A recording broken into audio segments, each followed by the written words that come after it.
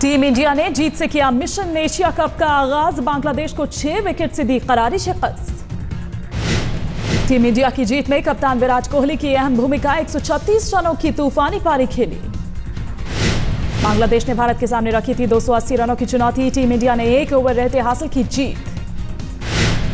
विराट कोहली ने अपनी पारी में लगाए 16 चौके और 2 छक्के। वनडे में पूरा किया अपना 19वां शतक। अजिंक्य रहाणे ने खेली 73 रनों की पारी। कोहली के साथ तीसरे विकेट के लिए 213 रनों की साझेदारी।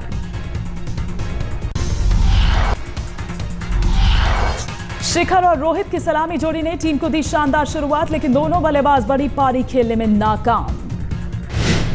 शिखर धवन 28 रन बनाकर लौटे पवेलियन। रोहित शर्मा 21 रन बनाकर आउट। पहले बल्लेबाजी करते हुए बांग्लादेश ने 50 ओवर में 7 विकेट पर 279 रन बनाए। कप्तान मुशफिकुर रहीम ने लगाया शतक। भारत की ओर से 4 विकेट लेकर शमी सबसे सफल गेंदबाज। भुवनेश्वर, एरॉन और अश्विन को एक सफलता। एशिया कप में कल टीम इंडिया का श्रीलंका से है मुकाबला। दोपहर 2 बजे से खेला जाएगा मैच।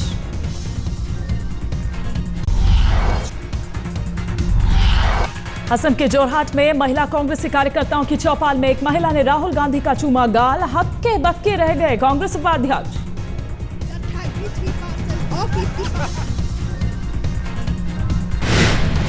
चौपाल में राहुल के करीब आने के लिए महिलाओं में मची थी होड़। एक बुजुर्ग महिला ने राहुल को माथा चूमकर दिया आशीर्वाद। राहुल के साथ हुए इस वाकये को देखकर हर कोई हैरान। राहुल भी मुस्कुराकर बस रह गए। एक सुरक्षाकर्मी ने बीच में आकर महिलाओं को रोका। महिलाओं के बीच बैठे राहुल को हार कर छोड़नी पड़ी अपनी जगह। महिला सशक्तिकरण को लेकर महिलाओं ने राहुल के सामने रखे कई सवाल। राहुल ने ध्यान से सुनी सभी की बात।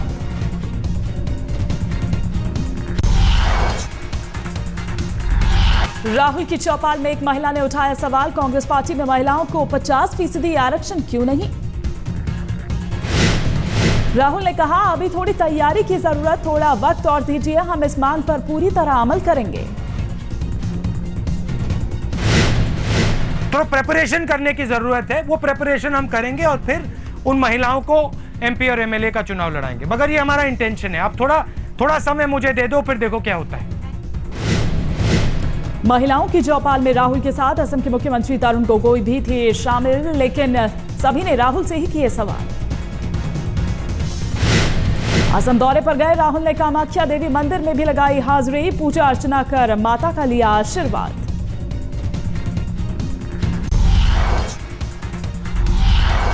आज दिल्ली में कांग्रेस प्रचार समिति की पहली बैठक। सोनिया गांधी, राहुल गांधी समेत कई बड़े नेता लेंगे हिस्सा।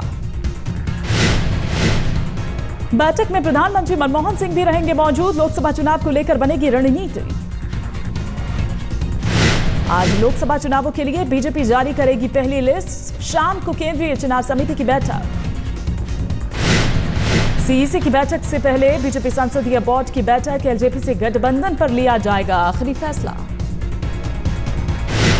संसदीय बोर्ड की बैठक में मोदी भी लेंगे हिस्सा। लोकसभा चुनाव को लेकर भी बनेगी रणनीति।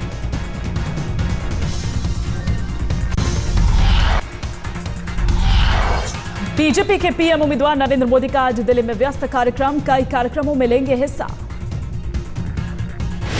सुबह 10 बजे से रिपोर्ट ऑडिटोरियम में कारोबारियों की बुलाई गई सभा। कारोबारियों को संबोधित करेंगे मोदी। 2:30 बजे मोदी का एसपी मुखर्जी सिविक सेंटर में कार्यक्रम। आर्थिक विषयों पर सेमिनार में लेंगे हिस्सा। दोपहर 3 बजे institute of chartered accountants of India के कार्यक्रम में लेंगे हिस्सा। शाम 4 बजे इंडिया इकोनॉमिक कॉन्क्लेव में शामिल होंगे मोदी। कारोबारियों को करेंगे संबोधित।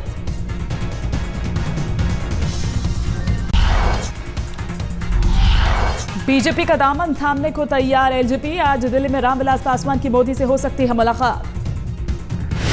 आज शाम दिल्ली में दोनों नेताओं के बीच मुलाकात संभव। मोदी की मौजूदगी में हो सकता है गठबंधन का ऐलान। सूत्रों के मुताबिक बीजेपी के साथ पासवान की हो चुकी है डील। बीजेपी बिहार में पासवान को 8 सीटें देने को तैयार। बुधवार को एलजेपी नेता चिराग पासवान ने कहा, संसदीय बोर्ड ने रामविलास पासवान को सौंपी फैसला लेने की जिम्मेदारी। बीजेपी से हाथ मिलाने जा रहे रामविलास पासवान ने कहा, कांग्रेस ने नहीं की कदर, इसलिए यूपीए छोड़ने पर मजबूर। पासवान ने सोनिया गांधी पर भी साधा निशाना, कहा 2 बार मिला लेकिन गठबंधन पर नहीं मिला सकारात्मक जवाब। पासवान ने लालू यादव पर भी बोला हमला, कहा गठबंधन धर्म नहीं निभाया, एलजेपी को किया नजरअंदाज।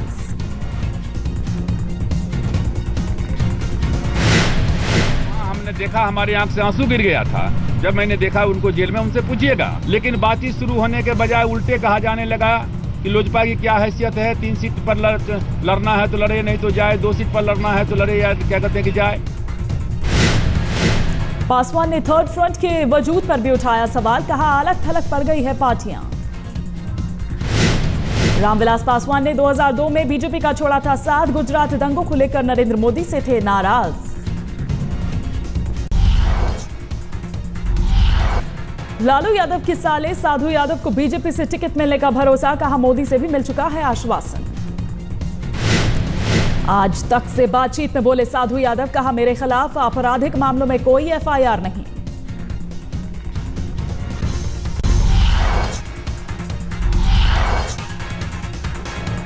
बिहार विधानसभा स्पीकर के घर पत्थरबाजी की घटना को लेकर नीतीश सख्त, कहा लालू हुड़दंग मचाना बंद करें।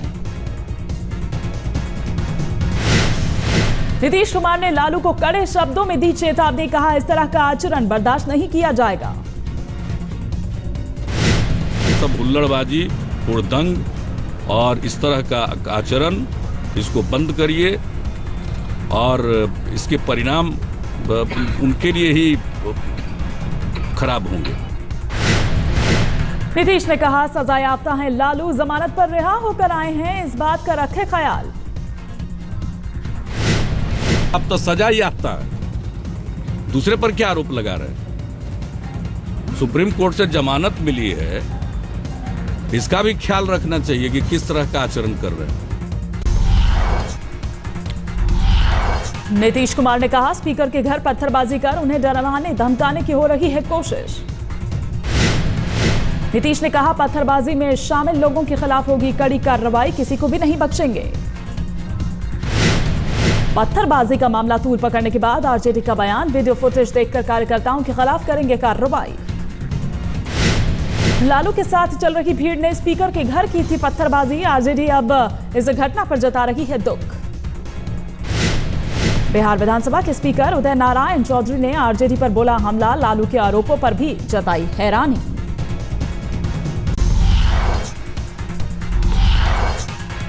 मध्य प्रदेश के नीमच में शिवराज सिंह ने लांघी मर्यादा, कांग्रेस उपाध्यक्ष के खिलाफ आपत्तिजनक टिप्पणी। शिवराज ने कहा मोदी और राहुल में कोई तुलना नहीं, मोदी है मूंछ के बाल तो राहुल है पूंछ के बाल। नरेंद्र मोदी जी और कहा राहुल गांधी जी, कहा मूंछ का बाल और कहा पूंछ का बाल, कोई तुलना ही नहीं है। नीमच में सौर ऊर्जा प्लांट का उद्घाटन करने पहुंचे थे शिवराज, मोदी की मौजूदगी में की राहुल पर टिप्पणी।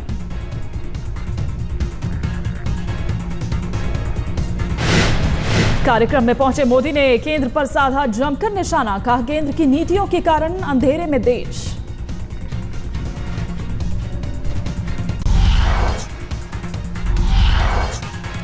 आम आदमी पार्टी के खिलाफ दिल्ली के लोगों में देखा गुस्सा, बादली में नाराज लोगों ने विधायक राजेश गर्ग को बनाया बंधक। रोहिणी से आम आदमी पार्टी के विधायक राजेश गर्ग लोगों की समस्या सुनने उनके इलाके में गए थे, गुस्साए लोगों ने जबरन बनाया बंधक। स्थानीय लोगों का आरोप, विधायक बनने से पहले राजेश गर्ग ने रास्ता और नालियां बनाने का किया था वायदा। हमें मिले, हम 4 साल से यहाँ परेशान हैं, इतने धक्का पिली किया हमने, हर जगह हर ऑफिस में हर जगह गए हम लोग, मगर किसी ने हमारी सुनवाई नहीं की। आज तक कोई भी इस पे नहीं हुआ। रेलवे लाइन की तरफ से जाते हैं कई बच्चे, कई बड़ों की आए दिन यहाँ मौतें होती है रेलवे लाइन से। अपनी किरकिरी होते देख विधायक ने कहा अब मैं धरने पर बैठूंगा, लोगों की परेशानी दूर करने के बाद ही खत्म होगा धरना।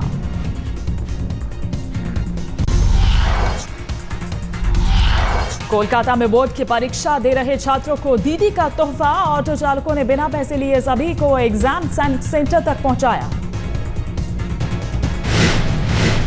तृणमूल के ट्रेड यूनियन विंग ने शहर में चलाई अनोखी मुहिम, छात्रों को एग्जाम सेंटर तक पहुंचाने का उठाया बीड़ा। अन्ना का साथ मिलने के बाद ममता बनर्जी की पार्टी में नया जोश, तृणमूल ने ममता के नाम पर लॉन्च की वेबसाइट। ममता को राष्ट्रीय नेता बनाने के कवायद, mamtaforindia.com नाम से बनाई गई वेबसाइट। तृणमूल को भरोसा, वेबसाइट के जरिए दीदी को ज्यादा से ज्यादा लोगों का मिलेगा समर्थन।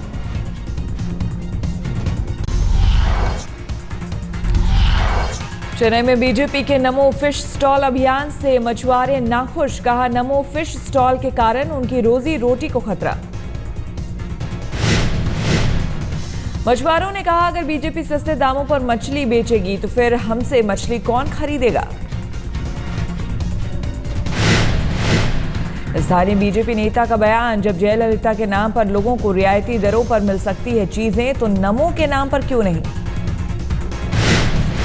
टीआरएस के चीफ के चंद्रशेखर राव के हैदराबाद पहुंचने पर समर्थकों ने किया जमकर स्वागत, लोगों ने की जमकर नारेबाजी।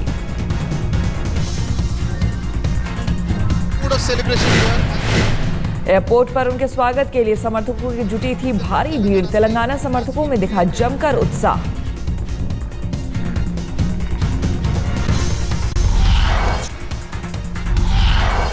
नौसेना प्रमुख एडमिरल डीके जोशी का इस्तीफा, मुंबई में बुधवार को हुए पनडुब्बी हादसे की ली नैतिक जिम्मेदारी। रक्षा मंत्रालय ने मंजूर किया नौसेना प्रमुख का इस्तीफा, वाइस एडमिरल आर.के. धवन बनाए गए कार्यवाहक नेवल चीफ। पिछले 7 महीने में नौसेना के युद्धपोत और पनडुब्बी के साथ 13 हादसे, नौसेना प्रमुख के रिटायरमेंट में अभी 15 महीने हैं बाकी। बुधवार सुबह आईएनएस सिंधु रत्न में लगी थी आग, जहरीला धुआं जाने से 5 नौसैनिक अस्पताल में भर्ती तो अब भी लापता। हादसे के वक्त पनडुब्बी में सवार थे 94 नौसैनिक, 87 जवान सुरक्षित। नौसेना ने हादसे की जांच के लिए बनाई board of inquiry.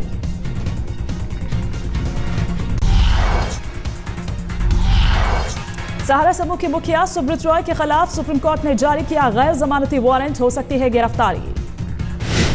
Supreme court ने जारी किया आदेश, सुब्रत रॉय को हर हाल में 4 मार्च को दोपहर 2 बजे तक अदालत में पेश किया जाए। सुब्रत रॉय ने अपनी मां की बीमारी का दिया था हवाला, व्यक्तिगत रूप से कोर्ट में पेशी से छूट की थी अपील। सुप्रीम कोर्ट ने सहारा के रवैये पर भी उठाए सवाल, कहा इस मामले में पिछले 2 साल से क्या हो रहा है ये हम देख रहे हैं। निवेशकों को 20,000 करोड़ रुपए लौटाने के मामले में फंसी है सहारा, सेबी ने सुब्रत रॉय और उनकी कंपनी के खिलाफ की है कार्रवाई की मांग।